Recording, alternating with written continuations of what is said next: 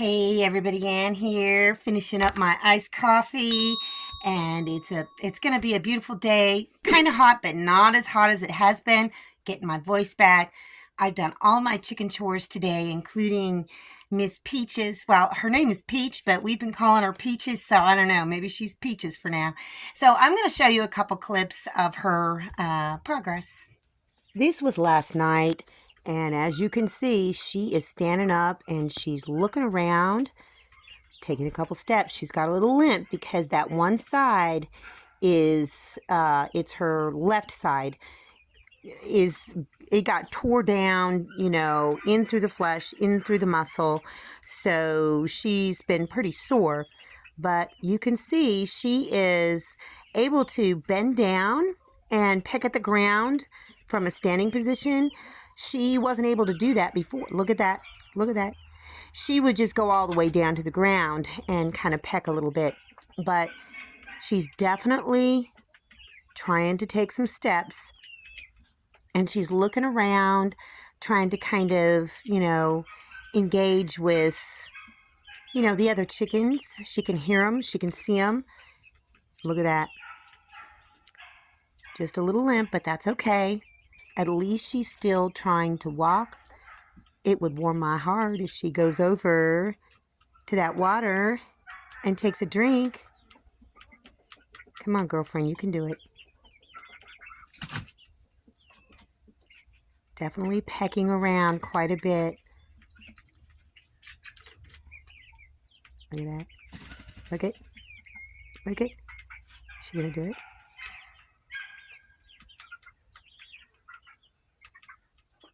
She did it! Hooray! And this is this morning. Let's see here. I'm not able to keep a dressing on her. Oh, look at, she's scratching. I didn't see her do it, but she's scratching because she dumped over her food bowl. Anyhow, I'm not able to keep a dressing on her anymore because she's just fierce enough to be able to pick it off no matter how I put it on. So I'm cleaning it multiple times a day. Look at that. And just putting a lot of antibiotic ointment on it to any of the open areas, so hopefully the flies won't get into there and, lay eggs. And I'm very watchful to make sure there's no flies in there with her. Look at, she's gonna take a, she done? She's done. She's tired. Yeah, she's gonna sit down. Nope. Nope. Couple more steps. She's doing so very much better. Yeah, you take a rest. And yep, the dog that attacked Mr. Lucas' chickens came back yesterday. It was up on my neighbor's property, almost came on to my property. I had just loaded Papa in the truck and we had just started heading out, and then I looked over and I saw it there. So I stopped. Papa was in the truck and, well, I got out and yelled at it. Get out of here! Get the fuck out of here!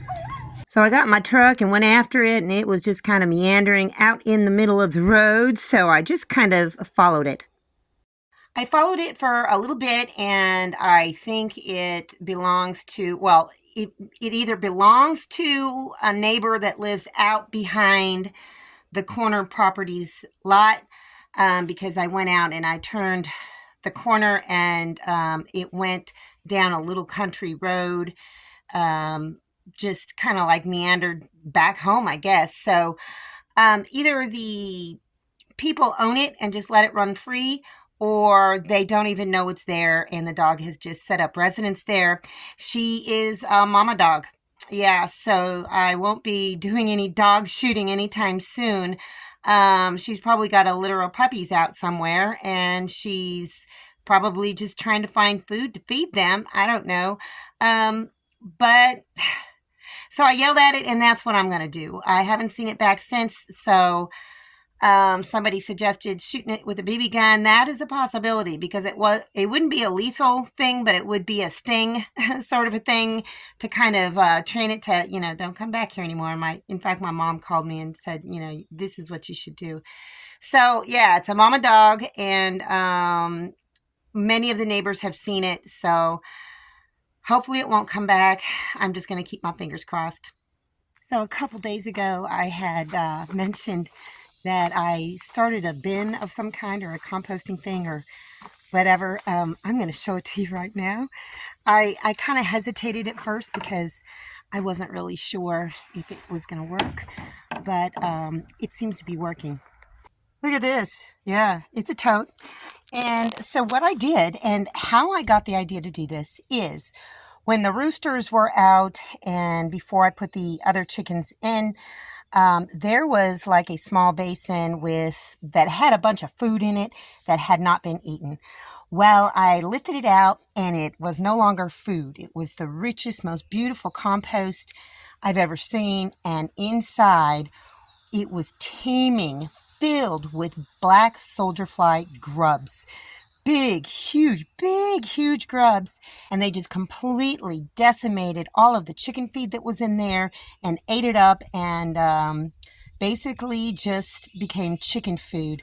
So I decided I was going to take a bunch of old chicken feed and chicken bedding from the baby chicks inside, and I put it down in here, and I put some kitchen scraps in there as well, and I covered it with cardboard, and it was kind of dampened. I dampened it with some water, and so as you can see, regular flies are flying around, but the day that I started this has been several days.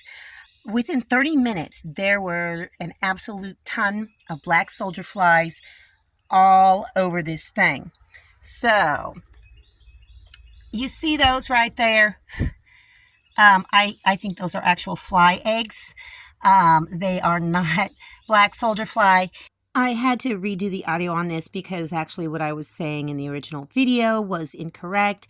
So houseflies need E. coli, that kind of bacteria, to proliferate, and the black soldier flies, actually they kill the E. coli bacteria. So it makes an environment where the houseflies don't have an opportunity to proliferate, which is great. So let's just lift this up. I should have brought gloves because this is going to be nasty. Look at that. All of those big ones, those are black soldier fly grub. And eventually they're going to take over this entire thing. These are pretty new, but they're getting bigger and bigger. A couple days ago, there were a ton of just basically fly maggots. Now, I don't want to feed those to the chickens. I think there may be one there.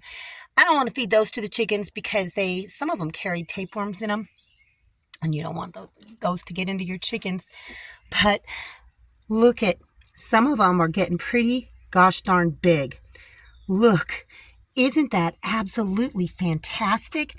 Now, I'm not seeing any of the black soldier fly eggs right now, but as you can see, there's hardly any of the food scraps left in here because it's eaten it all. And I think that's I don't know what that is. I think that's an eggshell. So I'm seeing very few fly maggots in here, but mostly black soldier fly larvae. And I wish I could find some eggs. There were a ton of eggs in here before, and I'm not seeing it. Oh my goodness, look at that. That is going to be beautiful chicken food. Eventually the flies will become disinterested in this because it's not going to have any of the stuff that they like to munch on, but for a little while they're still going to be in here. Look at that. Yeah. Oh, I think those are some eggs. Yeah, I think so. So this bin is going to just get a lot of oh my gosh. Oh, this is glorious. Glorious. I'm not seeing any fly maggots. I'm just seeing the black soldier fly larvae. So eventually they'll try and crawl out of here. So I think what I'm going to do is just take handfuls of it out and feed them to the chickens a little bit by little, and keep adding food scraps to this so that they'll keep coming back. Eventually they'll eat this cardboard too. And oh my gosh, Look at this is so cool. And I'll have to add some more cardboard to it and keep it kind of dampened, moistened and whatnot. So, yep, I am a black soldier fly larva farmer, I guess. So today I've got a goal in mind because when Miss Jane, I keep calling her Debbie, Mama Jane, got off the nest this morning, I went and looked at her eggs, and one of them was broken from the outside. It wasn't like it was pipping or anything. It looked like it just got smushed up against another egg, and it was broken open. So I took that one out because I knew it didn't even matter if there was something in there. If there was, it wasn't going to survive. So I opened it up, and there was a fully grown but, passed away baby chick in it. And so she's got 9 eggs underneath of her, so at least a few of them. I know they are going to hatch out because this chick was just basically fully grown. Anyhow, what I need to do is, the openings on this chicken fence are too big, except for the ones that are against the van. They're pretty small. So what I'm going to have to do is, well, first of all, I need to shore up this part of the run because it is very vulnerable to just a dog basically pushing its way in. So I'm going to put up these 2 pallets right here, and then from the inside I'm going to go wherever there's openings that are too big, including along this side and along that side, and cover it with some deer netting. I think I've got enough. If not, I've got remnants elsewhere. And so just to make sure that the baby chicks can't get out. Let me see, what day is it? It is day 19, you guys. It is day 19. It's basically lockdown day. She shouldn't be getting up off the nest anymore at this point. I did check the rest of the eggs. There was no pipping, no cracking or anything. So, I've just got to figure this run out because those baby chicks could come at any time. I do think that I'm going to leave this door open because I don't think baby chicks are going to be coming out, right now.